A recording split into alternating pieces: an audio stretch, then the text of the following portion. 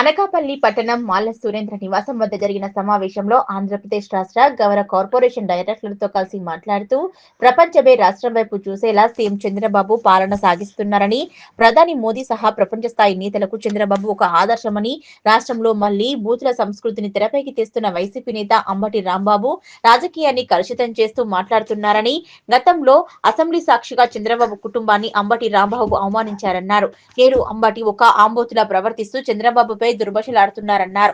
అంబటి రాంబాబును రాజకీయాల నుంచి బహిష్కరించాలన్నారు. రాజకీయాలు వదిలి ఇంట్లో మసాజులు చేయించుకోవడం అంబటికి ఉత్తమమని తెలియజేశారు. ఈ సమావేశంలో ఏపీ గౌరవ కార్పొరేషన్ డైరెక్టర్లు వేగి పరమేశ్వరరావు, మూదాడ శ్రీనివాసరావు, విల్లూరి హరి, భీమరశెట్టి శ్రీనివాసరావు, ఆళ్ల మంగరాజు, మోదాడ నాగగంగాధర్, మల్లా గణేష్, పెంటకోట అజయ్ బాబు, మాల రవికుమార్ తదితరులు పాల్గొన్నారు. అంబటి రాంబాబు మరొక ఆంబోతులాగా మరి నారా చంద్రబాబు నాయుడు గారి గురించి నోటికి ఇష్టం వచ్చినట్టు మాట్లాడుతున్నారు. మరి 4 సార్లు ఉమ్మడి రాష్ట్రంలో 2 సార్లు ముఖ్యమంత్రిగా చేసి ఇప్పుడు ఆంధ్రప్రదేశ్కి 2 సార్లు ముఖ్యమంత్రిగా ఉంటూ 20 సంవత్సరాలు ముఖ్యమంత్రిగా పరిపాలించిన నారా చంద్రబాబు నాయుడు గారిని 75 సంవత్సరాల వయసులో ఆయన సీనియారిటీని కూడా చూడకుండా మరి రాష్ట్రంలో ప్రజలందరినీ రెచ్చగొట్టే విధంగా ఆయన తాలూకా మాటలు సభ్య సమాజం సిగ్గుపడేలాగా ఆయన వ్యవహరిస్తున్నారు.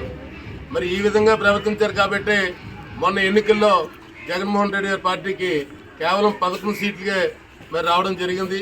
మరి ఈ విధంగా ప్రవర్తిస్తే మాత్రం భవిష్యత్తులో ఆ 11 సీట్లు కూడా కోల్పోయే పరిస్థితి మీకు వస్తుంది. ఎందుకంటే నారా చంద్రబాబు నాయుడు గారు ఈవేళ రాష్ట్రాన్ని అన్ని రంగాల్లో కూడా అభివృద్ధి చేస్తున్నారు. మరి ఎన్నో ఒక అభివృద్ధి పథకం అంటే చంద్రబాబు నాయుడు గుర్తొస్తారు. మరి అటువంటి చంద్రబాబు నాయుడు గారిని నోటికి ఇష్టం వచ్చినట్టు మాట్లాడుతున్న అంబటి రాంబాబుని మేము గౌరవ కార్పొరేషన్ చైర్మన్గా మా డైరెక్టర్లందరూ కూడా దీన్ని తీవ్రంగా ఖండిస్తున్నాం.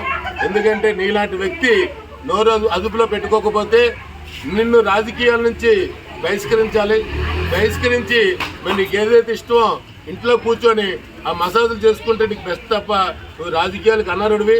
ఇకమైన సరే మాటలు నువ్వు కంట్రోల్ చేసుకోకపోతే మాత్రం రాష్ట్ర వ్యాప్తంగా ఉన్న కూటమి నాయకులందరూ కూడా తెరుము కొడతారని చెప్పి ఈ సందర్భంగా తెలియజేస్తారు.